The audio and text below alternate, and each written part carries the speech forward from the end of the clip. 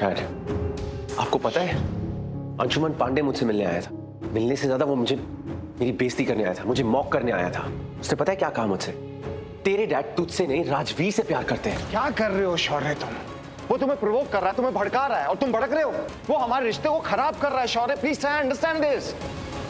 वैसे भी हमारे रिश्ते कौन से अच्छे हैं डैड। सो आई थिंक वो जो कह रहा था वो ठीक ही कह रहा था।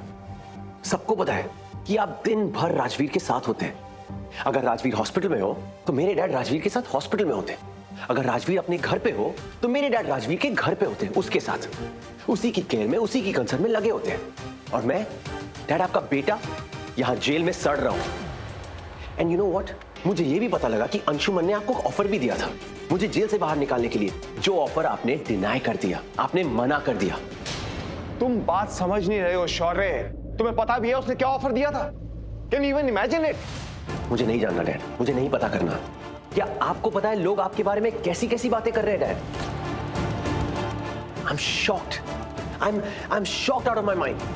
आपको पता है अंशुमन ने क्या बोला? उसने मुझसे कहा आपसे पूछने के लिए कि कहीं वो राजवीर की मासी आपकी आशिकी तो नहीं। सच में शौर्य?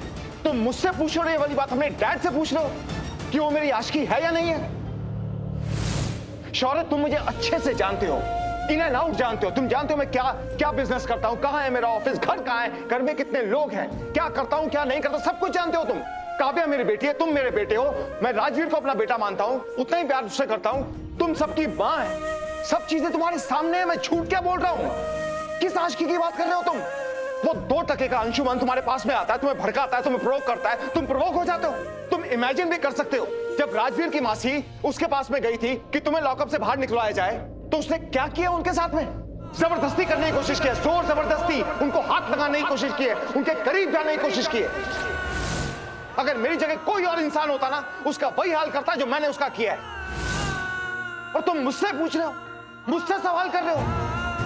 कम ऑन, तुम्हें पता होना चाहिए तुम्हारा अपना कौन है, तुम्हारा गैर कौन है। ये अंशुमन पांडे, ये बहुत ही घटिया किस्म का इंसान है, गंदा इंसान है। और जो इसने हरकत की है ना राजवीर की मासी के साथ, दिल तो मना करता है कि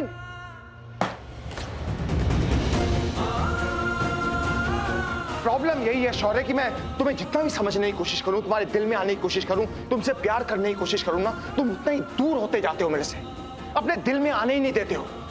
और एक बात कहूं, जब तुम अपनों को अपने पास में नहीं आने दोगे ना, तो तुम्हारे पास में गैर आएंगे, तुम्हें भड़काएंगे, तुम्हें प्रोवोक करेंगे और फिर तुम प्रोवोक हो जाओगे। इसलिए कह रहा हूं शौर्य, डिफरेंस समझो। तुम्हारा अपना कौन है, तुम्हारा पराया कौन है।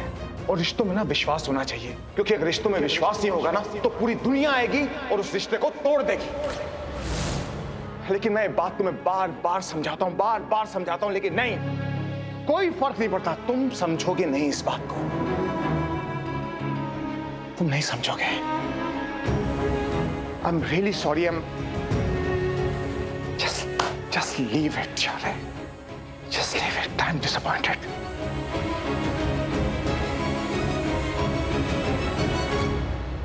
लटी अंशुमन, एक बार बाहर निकलने दे, मैं तुझे जिंदा नहीं छोड़ूंगा। Not leave you. मुंह तोड़ दूंगा तेरा। यहाँ तब से यहाँ क्या कर रहे हो तुम? छोड़ूंगा नहीं मैं उसे। एक बार बाहर आने दो मुझे।